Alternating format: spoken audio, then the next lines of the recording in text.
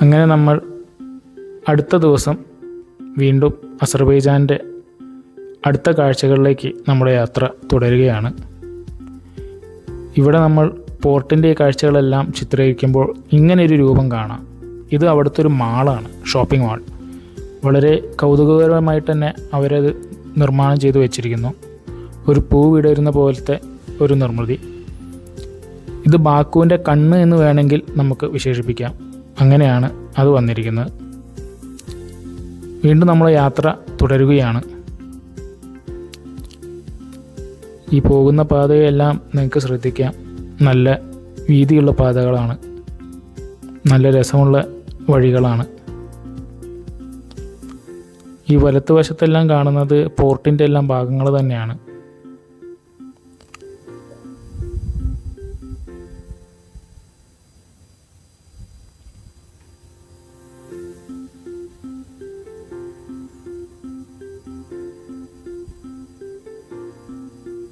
കാറിൽ എൻ്റെ കൂടെ നമ്മുടെ ഡ്രൈവറും ഉണ്ട്.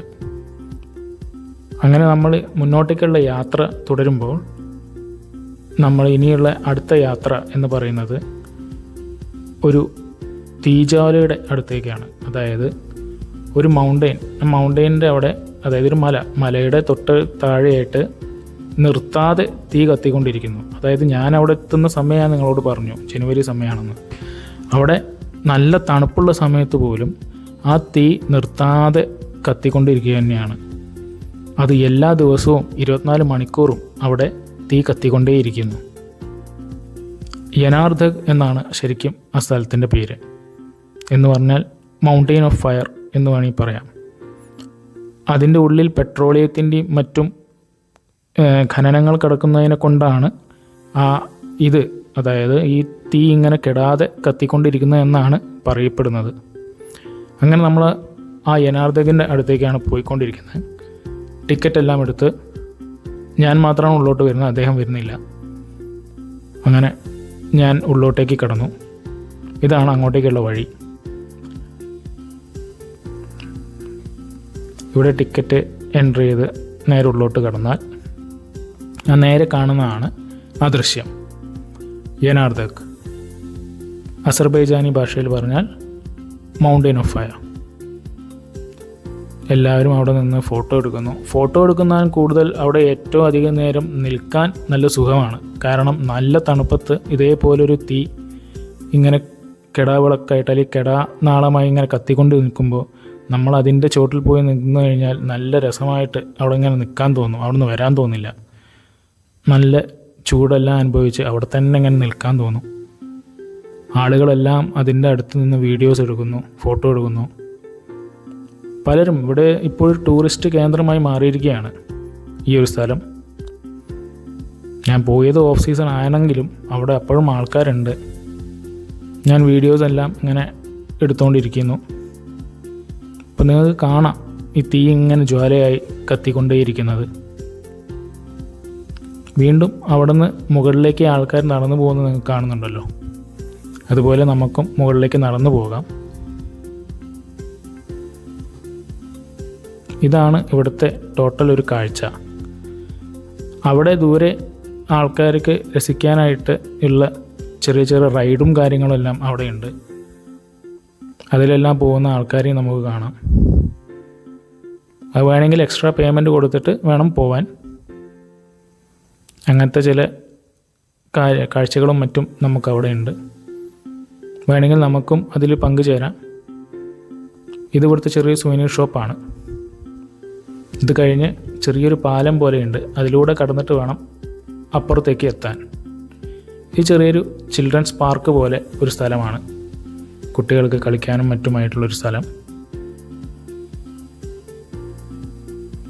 ഇവിടെ കാണുന്ന ഒരു കാഴ്ച, അസർബൈജാനിലെ ഒരു സ്ഥലവും അങ്ങനെ വെറുതെ ഇട്ടിട്ട് ആൾക്കാർക്ക് സമയം ഇതാക്കാനോ ഒന്നും കാണിക്കുന്നില്ല. അതായത് സ്ഥലങ്ങൾ വെറുതെ ഒഴിച്ചിടുക അല്ലെങ്കിൽ മാലിന്യപരമായി കിടക്കുക, അങ്ങനെ ഒന്നും കാണുന്നില്ല.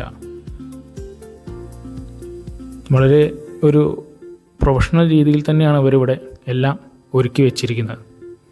അതുകൊണ്ട് തന്നെ ഏത് ടൂറിസ്റ്റിനും ഇവിടെ വന്നാലും നല്ല കൗതുകകരമായിട്ടുള്ള കാഴ്ചകളാണ് ഇവിടെ ഉള്ളത്.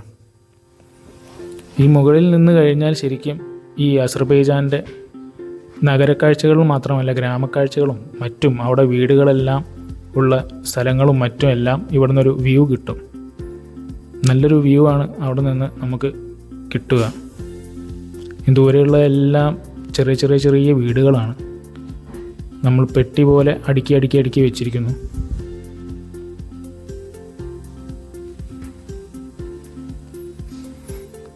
ഗതാഗത സൗകര്യങ്ങളും മറ്റുമെല്ലാം ഇവിടെ വളരെ മെച്ചപ്പെട്ട രീതിയിൽ തന്നെയാണ്. ദൂരെ കാണുന്ന എല്ലാം വീടുകളാണ്.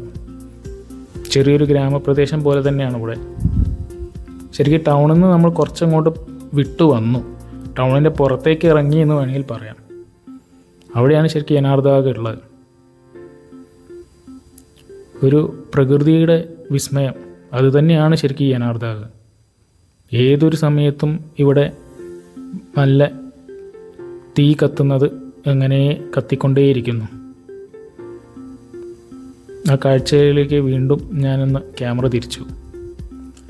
വീണ്ടും നമ്മൾ നടന്ന് എത്തുമ്പോൾ കുട്ടികൾ കളിക്കുന്ന പാർക്കിൻ്റെ ഏരിയയിലേക്കാണ് പിന്നെ എത്തുന്നത്. അവിടെ ഇങ്ങനെ ഓരോരോ ശിലാസ്ഥാനങ്ങൾ ഇങ്ങനെ കൊണ്ടുവച്ചിരിക്കുന്നു.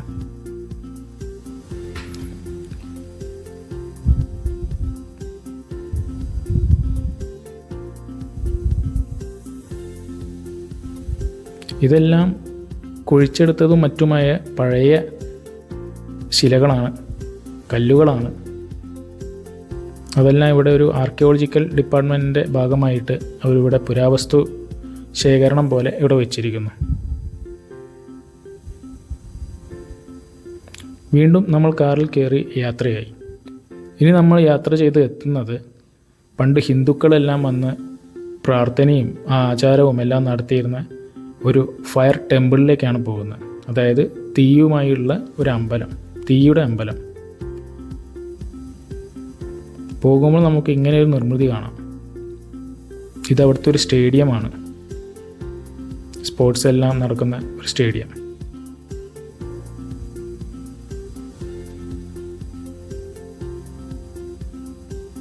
ഒരു ഓവൽ ഷേപ്പിലാണ് ആ സ്റ്റേഡിയം ഉള്ളത്.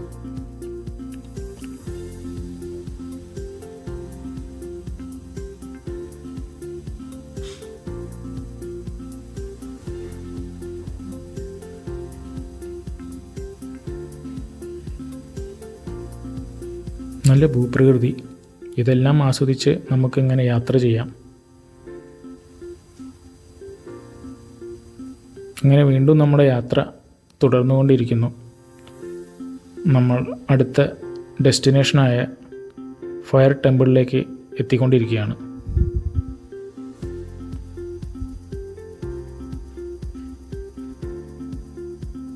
അങ്ങനെ ഈ നേരെ കാണുന്ന കവാടത്തിൻ്റെ ഉള്ളിലേക്കാണ് ഫയർ ടെമ്പിൾ ഉള്ളത്. അവിടെയും ഇതേപോലെ കെടാവിളക്ക് പോലെ ഈ തീജ്വാല കത്തിക്കൊണ്ടേയിരിക്കുന്നു. അവിടേക്ക് കയറാനും ചെറിയൊരു ടിക്കറ്റ് ഉണ്ട്. ടിക്കറ്റെല്ലാം എടുത്തതാണ്. ഇവിടെയാണ് വണ്ടി പാർക്ക് ചെയ്യുന്ന സ്ഥലം. ഈ തണുപ്പുണ്ടെങ്കിലും ജനങ്ങൾ ഇവിടെ വരുന്നത് നിങ്ങൾ കാണുന്നുണ്ടല്ലോ. അത്യാവശ്യം ജനങ്ങളെല്ലാം ഈ സമയത്തും ഇവിടെ വരുന്നുണ്ട്.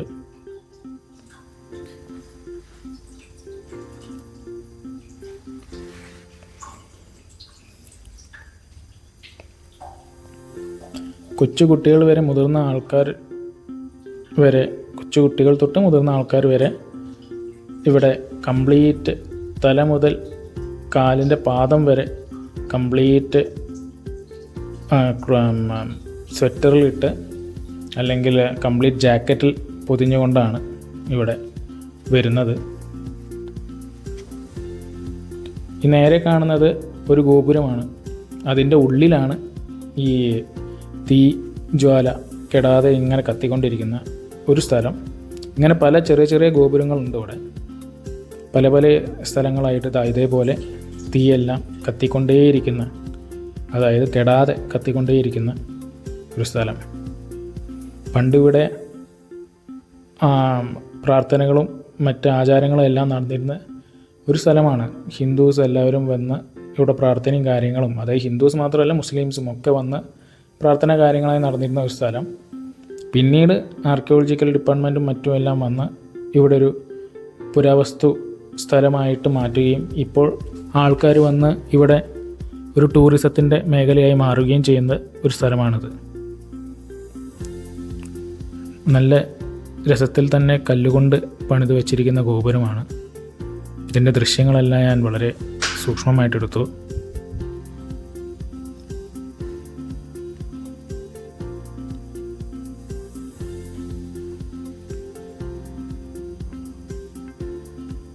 വലിയ മതിലാണ് ശരിക്കും ഇതിൻ്റെ ഉള്ളിൽ കയറിക്കഴിഞ്ഞാൽ നമുക്ക് കാണാൻ പറ്റുന്നത്.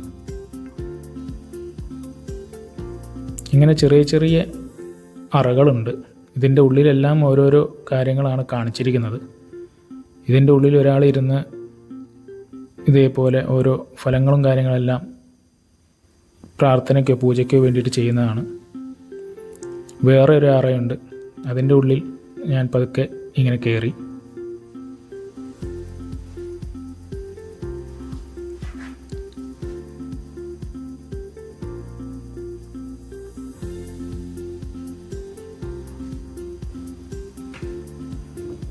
ഇവിടെ ചെറിയൊരു ശിവൻ്റെ നടരാജ വിഗ്രഹം ഇങ്ങനെ വെച്ചിരിക്കുന്നു. അതിൻ്റെ ഒരു നിഴൽ പിന്നിൽ വളരെ രസത്തിൽ തന്നെ അത് കിട്ടുന്ന രീതിയിൽ തന്നെ അവർ ഒരുക്കി വെച്ചിരിക്കുകയാണ് അവിടെ. ഇതിൻ്റെ എല്ലാം ചരിത്രവും മറ്റുമെല്ലാമാണ് ഇവിടെ എഴുതി വെച്ചിരിക്കുന്നത്. ഏത് കാലം മുതൽ ഇവിടെ ഇത് തുടങ്ങിയിട്ടുണ്ട്, ഏത് കാലം വരെയാണ് ഇത് തുടർന്നു പോയത്, അതിൻ്റെ എല്ലാം ചരിത്ര വിവരണം അവിടെയുണ്ട്. അതെല്ലാം കഴിഞ്ഞ് വീണ്ടും നമ്മൾ നടത്തം തുടരുമ്പോൾ അന്നത്തെ കാലത്തെ ആളുകളുടെ വസ്ത്രവും മറ്റുമെല്ലാം ഇവിടെ ഒരു മ്യൂസിയം പോലെ വെച്ചിരിക്കുന്നു. അന്നത്തെ പാത്രങ്ങളും മറ്റുമെല്ലാം ഉണ്ട് ഇവിടെ.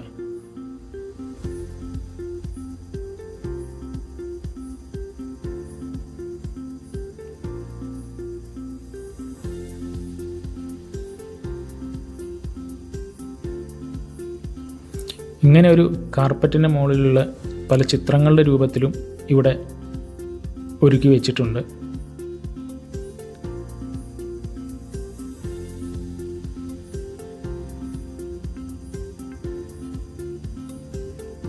കാഴ്ചകളെല്ലാം പകർത്തിയെടുത്തതിന് ശേഷം ഞാൻ പതുക്കെ ഇതിൻ്റെ പുറത്തേക്ക് കടക്കാനുള്ള ഒരു തീരുമാനത്തിലെത്തി. അത് കഴിഞ്ഞ് കയറുന്നത് വേറൊരു അറയിലേക്കാണ്. ചെറിയ ചെറിയൊരു ഗുഹാറ പോലെയാണ് ഇവിടെ എല്ലാം വെച്ചിരിക്കുന്നത്. അന്നത്തെ കാലത്തെ കാഴ്ചകളും കാര്യങ്ങളും എല്ലാം ഇവിടെ ഒരു ചിത്രപ്രദർശനം പോലെ ഇങ്ങനെ വെച്ചിരിക്കുന്നു.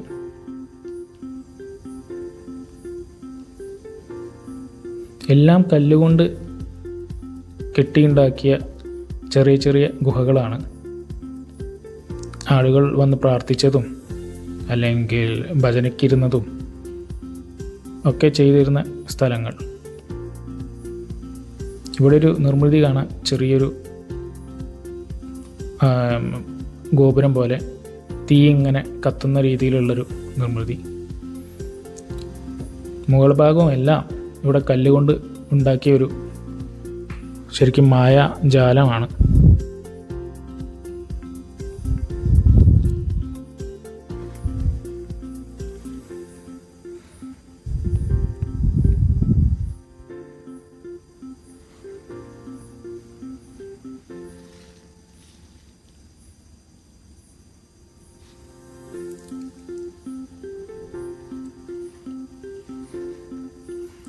ഇതിൻ്റെ കാഴ്ചകളെല്ലാം എടുത്ത് ഞാൻ വീണ്ടും പുറത്തേക്ക് ഇറങ്ങി. പുറത്തേക്ക് ഇങ്ങനെ നടക്കുമ്പോൾ ഇങ്ങനെ കല്ല് വിരിച്ച പാതയാണ്. നേരെ കാണുന്നത് ഇതെല്ലാം സുവനീർ ഷോപ്പുകളാണ്. അതിൻ്റെ ഉള്ളിൽ നമുക്ക് പോയി എന്ത് വേണമെങ്കിലും വാങ്ങാം, ഭക്ഷണം കഴിക്കാം. അങ്ങനത്തെ ഉള്ളൊരു souvenir shop.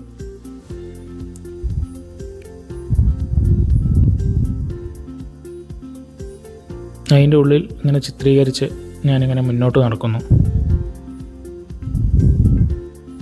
Coffee is always A good idea എന്നൊക്കെ പറഞ്ഞ് അവിടെ ഒരു ബോർഡൊക്കെ വെച്ചിട്ടുണ്ട്. എല്ലാം പക്ഷേ വളരെ നല്ല പ്രൊഫഷണലായിട്ട് അവർ വൃത്തിയായി സംരക്ഷിച്ച് മുന്നോട്ട് നീങ്ങുന്നു. അതുതന്നെയാണല്ലോ ഒരു ടൂറിസ്റ്റ് അല്ലെങ്കിൽ ഒരു ടൂറിസം എന്ന നിലയിൽ ഒരു രാജ്യം ഏറ്റവും അധികം മുന്നോട്ട് വെക്കേണ്ട കാര്യം. രാജ്യത്തെ ഗവൺമെൻറ് മാത്രമല്ല, അവിടുത്തെ ജനങ്ങളും അത് പാലിക്കുന്നു എന്നുള്ളതാണ് അതിൻ്റെ ഏറ്റവും വലിയൊരു കാര്യം. ചിലപ്പോൾ 10 വർഷമോ 15 വർഷമോ മുന്നേ അസർബൈജാൻ എന്ന് പറഞ്ഞാൽ അങ്ങനെ ഒരു രാജ്യത്തെക്കുറിച്ച് പോലും കേൾക്കാത്ത ആൾക്കാരുണ്ടാവും. പക്ഷേ ഇന്ന് ഇതൊരു വലിയൊരു ടൂറിസം മേഖലയായി മാറിയിരിക്കുന്നു. ആ കാണുന്ന കോരി പോലുള്ള അങ്ങനെ സീസോ പോലെ ഇളകിയതാണ് ഇവിടെ നിന്ന് ഓയിലും മറ്റും ഖനനം ചെയ്തെടുക്കുന്ന ഒരു കാഴ്ച. അതിങ്ങനെ 24 മണിക്കൂറും പ്രവർത്തിച്ചു കൊണ്ടേയിരിക്കുന്നു. വീണ്ടും നമ്മൾ അസർബൈജാൻ്റെ ടൗൺ ഏരിയയിലേക്ക് തിരിച്ചു വന്നുകൊണ്ടിരിക്കുകയാണ്. ഈ കാണുന്നത് വീണ്ടും നമ്മൾ ആ സ്റ്റേഡിയം കടന്നിങ്ങനെ പോകുന്നു.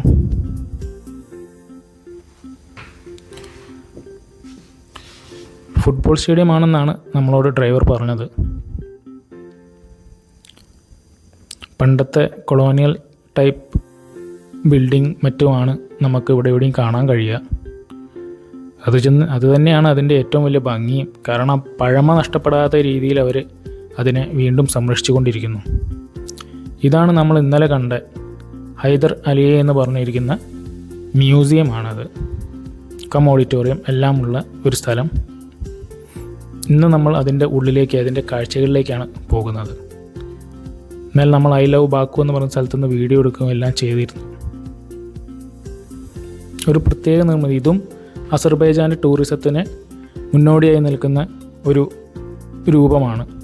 അല്ലെങ്കിൽ അസർബൈജാൻ എന്ന് പറഞ്ഞാൽ ആൾക്കാർ ആദ്യം ഈ ഒരു ബിൽഡിങ്ങിനെ കുറിച്ച് ചോദിക്കും, ഇവിടെ പോകാൻ പറ്റുമോ എന്ന് ചോദിക്കാറുണ്ട്. ഒരു പ്രത്യേക ഡിസൈൻ ചെയ്തിരിക്കുന്ന ഒരു ബിൽഡിംഗ്, ഒരു ആർക്കിടെക്ചറൽ എന്താ പറയുക, ഒരു പ്രത്യേകത നിറഞ്ഞിരിക്കുന്ന ഒരു ബിൽഡിങ്ങാണ്. പോകുന്ന വഴിയെല്ലാം മഴ പെയ്തിട്ടും മറ്റും നനഞ്ഞിരിക്കുന്നുണ്ട്. അതുകൊണ്ട് തന്നെ അതിലൂടെ നടക്കുക കുറച്ചൊരു ബുദ്ധിമുട്ടാണ്. കാരണം വഴുക്കലുണ്ടാകാനുള്ള സാധ്യത വളരെ കൂടുതലാണ്. ഇങ്ങനെയാണ് ഇതിൻ്റെ ഒരു രൂപം. ഇവിടെ നിന്ന് നോക്കുമ്പോൾ വലിയൊരു എന്താ പറയുക, പൈപ്പോ മറ്റും ഒരു ഭാഗത്തേക്ക് തുറന്നു പിടിച്ചിരിക്കുന്ന പോലെയാണ് ഇതിൻ്റെ കാഴ്ച. ഉള്ളിൽ നിന്ന് ടിക്കറ്റ് എടുത്ത് ഞാൻ വീണ്ടും നടത്താൻ ആരംഭിച്ചു. ഇതാണ് ടിക്കറ്റ്. നമുക്ക് ഉള്ളിൽ കയറി കാറിൻ്റെ മ്യൂസിയം കാണാം. എല്ലാം കണ്ടുവരുമെന്ന് പറഞ്ഞ് നമ്മുടെ ഡ്രൈവർ എന്നെ അങ്ങോട്ടേക്ക് പറഞ്ഞു വിട്ട് അദ്ദേഹത്തിൻ്റെ വഴിക്ക് പോയി. പുറത്ത് പോയി വെയിറ്റ് ചെയ്യാനാണ്. ഞാൻ വീണ്ടും ഒരു സ്ഥലത്തേക്ക് ഉള്ളിലേക്ക് കയറാൻ നോക്കി. പക്ഷെ അവർ പറഞ്ഞു അവിടെയല്ല, വേറെ സ്ഥലത്താണ് നിങ്ങളെ എൻട്രൻസ്. അങ്ങനെ അതിലൂടെ ഞാൻ എൻട്രൻസ് തപ്പി നടക്കാൻ തുടങ്ങി. ഇവിടെയെല്ലാം ചെറുതായൊരു കാർപ്പറ്റ് പോലെ വിരിച്ച് വെച്ചിട്ടുണ്ട്. എന്താണെന്ന് വെച്ചാൽ മഴ പെയ്തിട്ട് അവിടെ തെന്നാൻ സാധ്യത കൂടുതലുള്ളതിനെ കൊണ്ടും ആൾക്കാർ വീഴരുത് എന്നൊരു കാരണമുള്ളത് കൊണ്ടുമാണ് അവരങ്ങനെ ഒരു കാർപ്പറ്റ് പോലെ അവിടെ വെച്ചിരിക്കുന്നത്. ഇതാണ് ശരിക്കും ഇതിൻ്റെ മുൻഭാഗം. ഒരു പ്രത്യേക എം ടൈപ്പ് ഷേപ്പിലാണ് ഇവരുണ്ടാക്കിയിരിക്കുന്നത്. എന്നാൽ പൂർണ്ണതയായ ഒരു എം ആണോ ചോദിച്ചാൽ അതുമല്ല. എന്നാൽ 2 കണ്ണുകളുടെ രൂപമാണോ ചോദിച്ചാൽ ഏകദേശം അതേപോലെയാണ്. അങ്ങനെ ഞാൻ അതിൻ്റെ എൻട്രൻസ് എല്ലാം കണ്ടുപിടിച്ച് ഉള്ളിൽ കയറി. ഇപ്പോൾ നമ്മൾ കാറിൻ്റെ ആ ഒരു മ്യൂസിയത്തിൻ്റെ അവിടേക്ക് പോകുമ്പോഴുള്ള കാഴ്ചകളാണിത്. ഇവിടെ ചിത്രങ്ങളെല്ലാം പ്രദർശിപ്പിച്ച് വെച്ചിരിക്കുന്നു. പല കാലഘട്ടത്തിലുള്ള പല ടൈപ്പുള്ള കാറുകൾ, അതിൻ്റെ എല്ലാം രൂപങ്ങൾ ഇവിടെ ചിത്രമായിട്ട് വെച്ചിരിക്കുന്നു.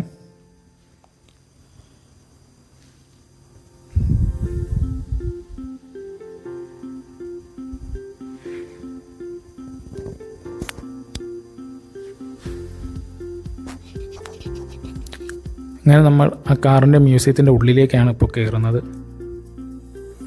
വെൽക്കം എന്നൊക്കെ പറഞ്ഞ് ഇവിടെ എഴുതി വച്ചിരിക്കുന്നു. അങ്ങനെ ഉള്ളോട്ട് നമ്മൾ കയറുമ്പോൾ ഇങ്ങനെയുള്ള പല പണ്ടത്തെ കാലഘട്ടം മുതലേ ഉള്ള കാറുകളും മറ്റും കാണാം. പലതും ബെൻസും റോൾസ് റോയ്സും ഒക്കെ തന്നെയാണ്.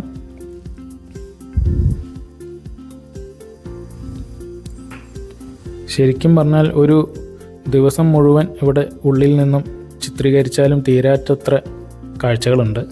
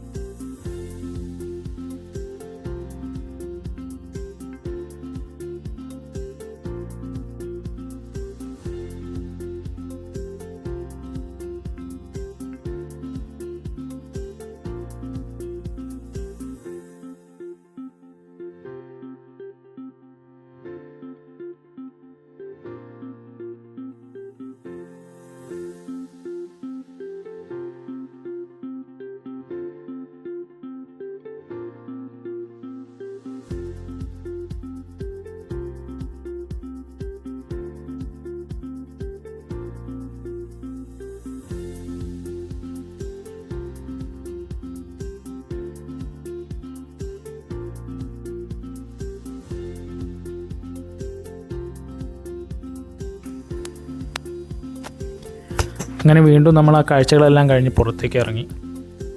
അപ്പോൾ ഏകദേശം മഴയെല്ലാം തോർന്ന് നല്ല വെയിൽ വന്നിരിക്കുന്നൊരു സമയം. ഇങ്ങനെയാണ് ഇതിൻ്റെ ഫ്രണ്ടേജ് എന്നുള്ള ശരിക്കുള്ളൊരു വ്യൂ. ഞാൻ പറഞ്ഞതുപോലെ 2 കണ്ണോ അല്ലെങ്കിൽ ഒരു പൂർണ്ണതയില്ലാത്ത എമ്മോ അങ്ങനെ എന്തെങ്കിലും വേണമെങ്കിൽ നമുക്ക്, അല്ലെങ്കിൽ ഒരു കാർപ്പറ്റ് പൊതിഞ്ഞ് വെച്ചിരിക്കുന്ന രീതിയോ എന്തു വേണമെങ്കിലും നമുക്ക് ഇത് കാണുമ്പോൾ തോന്നാം.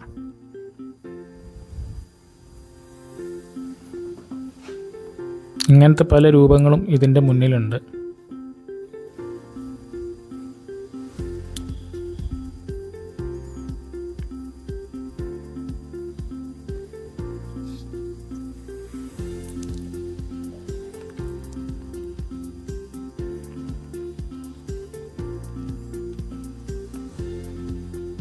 ഇവിടുന്ന് നോക്കുമ്പോൾ അസർബൈജാൻ്റെ പല കാഴ്ചകളും നമുക്ക് കാണാം. ഫ്ലെയിമിൻ്റെ രൂപത്തിലുള്ള ബിൽഡിങ്ങുകളും മറ്റു പഴയ ബിൽഡിങ്ങുകളും ഫ്ലാറ്റുകളും ആൾക്കാർ താമസിക്കുന്ന ഏരിയയും ഇതെല്ലാം നമുക്കിവിടെ നിന്നുകൊണ്ട് ചിത്രീകരിക്കാൻ കഴിയും. ഇവിടെ വെള്ളം പോലെ ഒരു നിർമ്മിതിയുണ്ട്. വെള്ളം തന്നെയാണത്. അതിൻ്റെ മുകളിലൊരു വല വെച്ചിട്ട് പോലെ, അതായത് അതിന് ദൂരെ നിന്ന് നോക്കുമ്പോൾ രണ്ട് കൈകൾ തമ്മിൽ ഒന്നിക്കുന്ന പോലെയുള്ളൊരു രീതി. ഇതെല്ലാമാണ് ഒരു ആർട്ടിസ്റ്റിൻ്റെ കഴിവെന്ന് പറയുന്നത്. ഈ ബിൽഡിംഗ് തന്നെ നോക്കുക, ഞാൻ പല പ്രാവശ്യം ഇതിൻ്റെ വീഡിയോ എടുത്തു. ഒരു പ്രത്യേക ഇങ്ങനെ ഒരു നിർമ്മിതിയൊന്നും ഞാൻ വേറെ അധികം സ്ഥലത്ത് കണ്ടിട്ടില്ല. ഇതൊരു ഐക്കണായി വെച്ചുകൊണ്ട് ഈ രാജ്യത്തിലേക്ക് ആൾക്കാരെയും ടൂറിസത്തിനൊക്കെ വേണ്ടിയിട്ട് മാക്സിമം അവർ പ്രൊമോട്ട് ചെയ്യുന്നു. ശരിക്കും ഇങ്ങനെയുള്ള പല ഐഡിയാസും പല കാര്യങ്ങളാണ് ഒരു രാജ്യത്തിന് വേണ്ടത് ടൂറിസം പ്രൊമോട്ട് ചെയ്യാൻ. ആളുകളെ അട്രാക്റ്റ് ചെയ്യാൻ വേണ്ടിയുള്ള പല കാര്യങ്ങളും ചെയ്താൽ മാത്രമേ ടൂറിസം ഇനി മുന്നോട്ട് നീങ്ങുള്ളൂ. ഇനി നമ്മൾ പോകുന്നത് നമ്മൾ നേരത്തെ കണ്ട ആ പൂ പോലെയുള്ള ഒരു നിർമ്മിതി ഉണ്ടായിരുന്നല്ലോ, അതായത് താമര പോലെയുള്ളൊരു നിർമ്മിതി. അതൊരു മാളാണ്. ആ മാളിൻ്റെ ഉള്ളിലത്തെ കാഴ്ചകളിലേക്കാണ് ഇനി നമ്മൾ പോകുന്നത്. അവിടുന്ന് ദൂരെ നോക്കുമ്പോൾ ഫ്ലെയിം ടവർ കാണാം.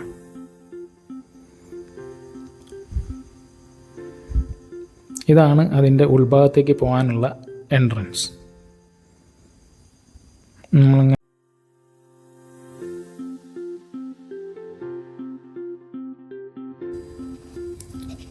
നമ്മളങ്ങനെ മാളിൻ്റെ ഉള്ളിലേക്ക് എത്തിയിരിക്കുകയാണ്.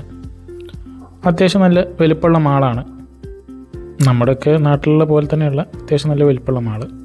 ഞാൻ അതിൻ്റെ 1ാമത്തെ നിലയിലേക്കാണ് ഇപ്പോൾ കയറി എത്തിയിരിക്കുന്നത്. ചെറിയൊരു ബാങ്കിൻ്റെ ചെറിയൊരു കൗണ്ടറും കാര്യങ്ങളെല്ലാം അവിടെ ഉണ്ട്. ഇവിടെ ഇങ്ങനെ ഒരു ചെറിയൊരു രസകരമായൊരു കാര്യമുണ്ട്. നീല തെളിഞ്ഞ ജലം, അതിൻ്റെ മുകളിൽ ഇങ്ങനെ നക്ഷത്രങ്ങൾ പൊഴിയുന്ന പോലെ. ഇവിടെ പല സ്ഥാപനങ്ങളുടെയും പല സുവനീർ ഷോപ്പുകളുടെയും ഒക്കെ പല ഔട്ട്ലെറ്റ്സാണ് ഇവിടെയുള്ളത്. ഭക്ഷണം കഴിക്കാനുള്ളവർക്കും എല്ലാവർക്കും ഉള്ളൊരു ഏരിയ. നേരത്തെ നമ്മൾ കണ്ടത് ഒരു ഫോട്ടോ സ്പോട്ട് ഏരിയയാണ്. ഇതിൻ്റെ ഏറ്റവും രസമായ കാര്യം ഇതിൻ്റെ പുറമേയുള്ള കാഴ്ച തന്നെയാണ്. ആ താമര പോലെ വിരിഞ്ഞിരിക്കുന്ന ഒരു രസം തന്നെയാണത്. ഒരു മറ്റുള്ള മാളുകളിലൊന്നും കാണാത്ത രീതിയിലുള്ളൊരു രസം. ഇതിവിടുത്തെ ഫുഡ് കോർട്ടാണ്. ശരിക്കും ആ ഒരു രൂപം തന്നെയാണ്, അതായത് താമര പോലെ വിരിഞ്ഞിരിക്കുന്ന അതിൻ്റെ രൂപം തന്നെയാണ് നമ്മളെ ആ മാളിലേക്ക് ആകർഷിച്ചത്. അത് കഴിഞ്ഞ് മാളിൻ്റെ പുറത്തിറങ്ങി ഞാൻ എൻ്റെ ഹോട്ടലിലേക്ക് തിരിച്ച് യാത്രയായി. ഇന്നത്തെ യാത്ര നമ്മൾ ഇവിടെ വെച്ച് നിർത്തുന്നു. വീണ്ടും പക്ഷേ യാത്ര തുടർന്നുകൊണ്ടേയിരിക്കുന്നു.